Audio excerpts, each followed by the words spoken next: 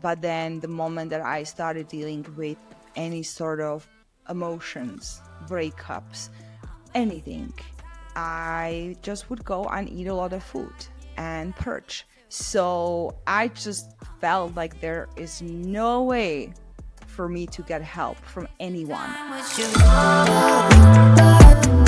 Welcome to the Fit and Free podcast, where we will be talking about diet myths, spreading awareness about eating disorders, and promoting a sustainable, healthy lifestyle. My name is Martina Breskova. I'm a certified nutrition coach and the CEO of Vigor Fitness. And after battling an eating disorder for 12 years, I truly understand how diets are designed to fail. So come along as I share my personal experience and raise awareness about eating disorders and unhealthy relationship with food. Let's break free from a restrictive mindset and embrace a happier, healthier life together. Let's dive into it. You guys, this is my very first podcast episode, and I cannot believe that I am recording this. If someone would have told me just 7, 8 years ago that this is going to be me running a business where we help men and women to transform their lives and help them to get out of the restricted diet mindset and cycle, I would never believe that, because I am the girl who used to struggle with bulimia for 12 years. If you don't know what bulimia is, it is eating disorder. It's really hard to talk about it sometimes still for me, because I've been hiding this for so many years. But it is an eating disorder where you eat food and you purge afterwards because you're just terrified to gain weight. And that was me for 12 years. So in this episode, because it's episode number 1, I really just want to share with you my personal story, my journey, how I became a coach, how I overcame this awful eating disorder that I was dealing with, struggling with for so many years.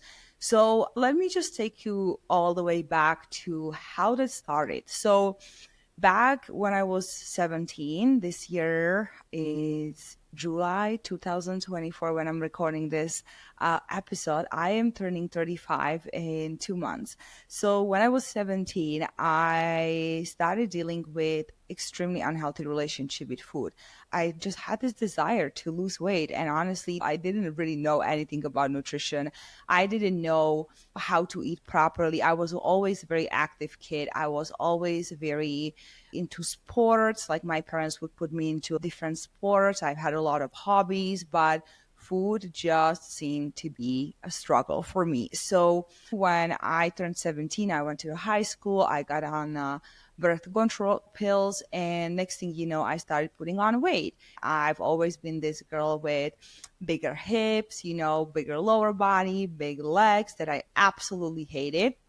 And so when I started comparing myself to other girls, 17, like you want the attention from guys, but I just thought that the guys didn't want me. Just guys wanted these skinny girls who look like models. So for me, I was like, how the hell am I going to get this body? Now we know, or at least I know now, that we can't really copy anyone else's bodies or have the desire of like, I want to look like her, because we know that genetically you are gifted. For me, I have big hips and I'm getting used to it. I'm just working on maybe reshaping my body the way that I love.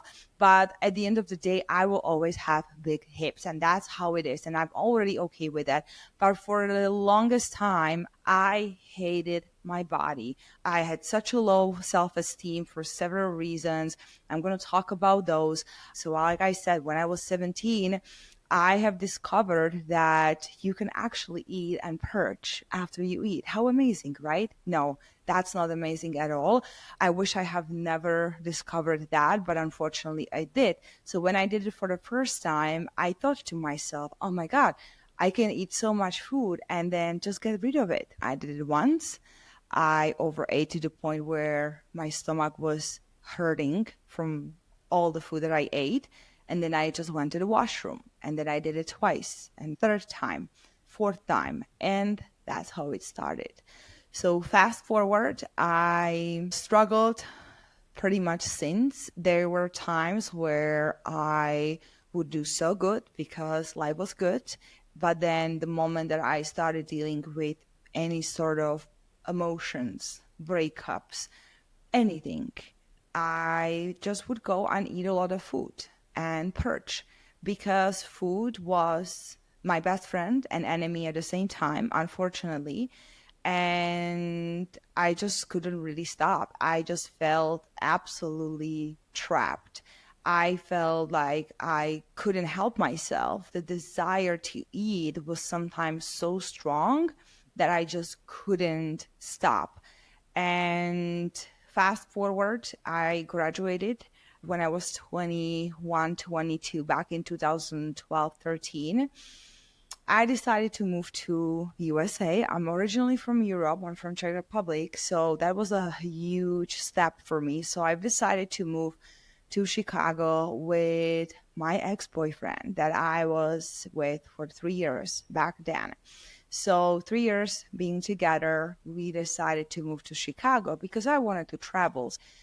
Now, this relationship caused a lot of damage. Looking back, being with this person caused me having my eating disorders even worse because when you're with someone who keeps telling you, oh, you're fat, or you shouldn't be eating this, you're going to gain weight, then you start believing that. If you follow me on social media, you know how I look like now. Back then, I was 155 pounds. Right now, I'm 175 pounds. So back then, I believed that I was fat because someone kept telling me that I was fat. So I started believing it. So you can only imagine what that did to me, my self esteem, and the eating disorder that I've already been dealing with. I pretty much started struggling a lot again because, like I said, there were times in high school, then when I started dating this guy, where I was happy, I didn't purge, I just was okay. But then when the relationship started being not the healthiest, that's where I started again struggling. And one day, when you live with someone and you believe that that person loves you, you hope that you will get the support that you need from him. So the day that I decided to tell him about my struggles, I believe it was maybe back to 2013, 14. So like a year, 2 years after we moved, I took the courage and I sat him down and I told him, listen, like this is something I struggle with and I just don't know how to stop. I just can't. And his reaction shocked me because he looked at me and he said, you're disgusting. If you'll do it one more time, I'm going to break up with you. So here I am sitting in this living room on this couch, hoping for him to support me. I don't really know what I expected him to say, to be honest with you. I had no idea what he's going to say, but the last thing I expected was him to say something like this. So when he said that, I pretty much built a wall and I just shut down all of my emotions. And I've told myself, you're disgusting. This is something to be ashamed of. And you just can't tell this to anyone because if the person you believed in and thought that he loves you said something like this, how other people would react. So ever since I was hiding this, and 2 years later, we moved to Canada. We just moved together again. We believed that we can maybe fix our relationship. There was so much toxicity and it just wasn't healthy. But once we moved, we actually broke up a few months after we moved to Canada. And later on, he moved back home and I stayed in Canada. And after that, I truly hit the rock bottom because when he left, I was here alone in Canada. I didn't have anybody. I didn't have friends. I didn't have my family. My family didn't know that I was dealing with something like this because if someone who told you that he loves you tells you that he will break up with you because you're sick. That was something that I just couldn't got over. And I just didn't believe that if I'll tell anyone else, anyone will help me. So here I am struggling, hiding this. On the outside, people thought that, oh, Martina is always so bubbly. Martina is always happy. Martina goes to the gym. She works out. She's so healthy. Well, the opposite was the truth. And that's so sad when I'm looking back now, how people didn't know, obviously, because I didn't share this with anybody. So those 2 years from 2016 to 2018, when I finally recovered, were one of the hardest 2 years of my life. I remember times where I would, purge several times a day, and then I would stay in the shower and just cry and wanting to go and get help, but I couldn't because my English back then wasn't the best, and I just didn't believe or couldn't imagine myself going to a therapist and understand even what he's saying. So I just felt like there is no way for me to get help from anyone. So that was really hard. Literally, guys, I just can't believe that I'm sharing this publicly, because the amount of pain, and I can't even honestly explain like how it feels now talking about this on my own podcast. I feel truly blessed. I feel like this is surreal that I can actually share this with so many of you and spread the awareness of eating disorders and unhealthy relationship with foods. And I'm excited to dive into more episodes with you and really just be honest about everything I went through, because for so many years I was hiding this, sitting in my own pain, desperately wanting help, but didn't really know where to go or who to ask.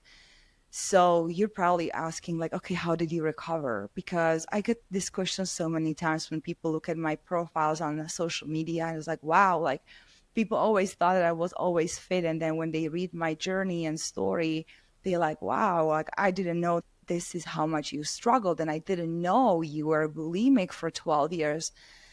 So how did I recover? That day, it was September 8th, 2018, was the last day when I purged after eating food. Prior to that day, I just woke up and I look at myself in the mirror and I've asked myself, why are you doing this? Number one, you are not even looking that fit. So all the purging is just damaging your health, literally robbing you from the life that you want to live, because you can't even go for dinner without thinking about, oh, where is the closest bathroom? So after I eat, I can go and get rid of the food. So it consumes you. Like you cannot have a social life because of that. So that day in my old apartment, I remember standing in front of the mirror, looking at myself, and told myself, you will never, ever do this again. And the one promise I gave myself was, no matter how much weight you're going to gain in the process of recovery, you won't care, because your body needs the recovery. And if it means that you're going to gain some weight, you are going to learn how to lose that weight in a healthy way. So that was the promise I gave myself. And that was the best thing I've ever done, because I kept the promise. And except the one day, September 8th, 2018, when I purged for the last time, I have never, ever purged since. And that is crazy to me. Every September, I celebrate my anniversary. I'm forever grateful that I got the power to change my life. And I'm here to share with you my story and my journey because I remember myself scrolling on social media looking for profiles and those fitness idols that I was looking up to and thinking, oh, I wish I look like her. Oh, I wish I have this body. Oh, she must be so healthy.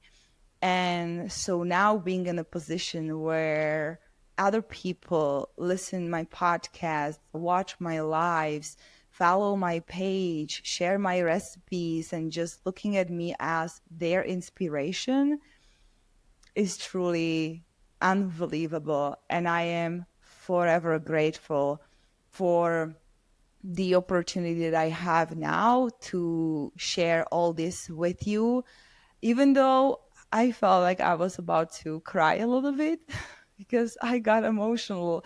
But I think it's just a part of it. And here I am launching my own podcast, wanting to share all this with you. So, guys, thank you so much for listening to today's episode. If you enjoy it, please leave a review and share this episode with your friends.